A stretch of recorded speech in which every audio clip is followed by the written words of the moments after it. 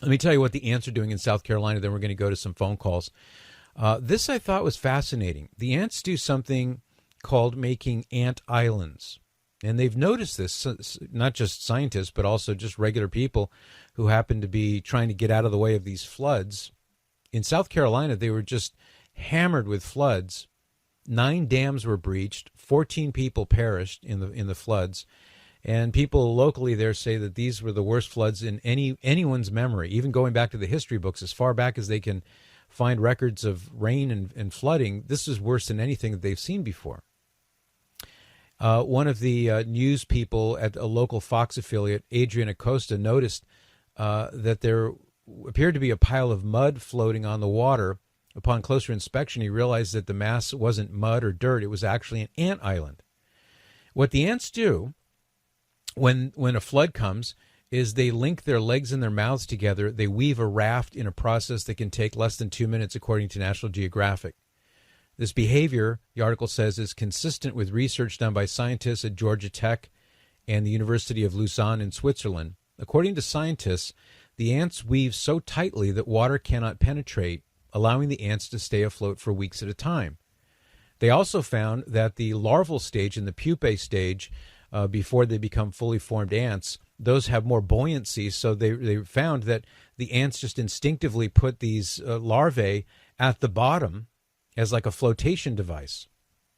So there's greater buoyancy for this ant island. You could have thousands and thousands of ants linked together by their little bitty arms and their little bitty mouths, and they pull together and they create this raft, and all the other ants, including the queen, get on top, and then they float away and they stay afloat. And what's interesting too is that apparently they're so closely packed together, they're so tightly clinging to one another, that the water simply can't permeate into this mass of ants and sink it.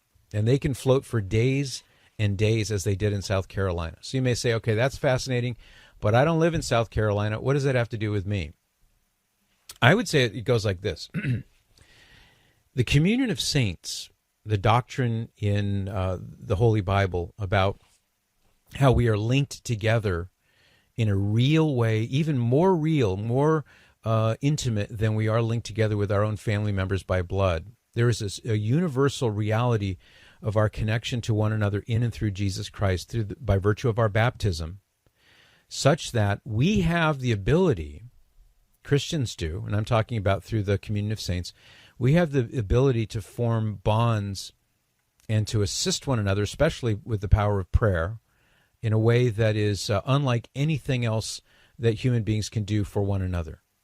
And the story about the ants reminded me of this. I'm thinking, okay, wouldn't it be amazing if baptized Christians recognized this connection that we have to Jesus and to each other? St. Paul used the analogy of the body. He says that Jesus is the head of the body, and all the members of the body are all of those of us who are members of this body of Christ. We're connected to him, we're connected to each other.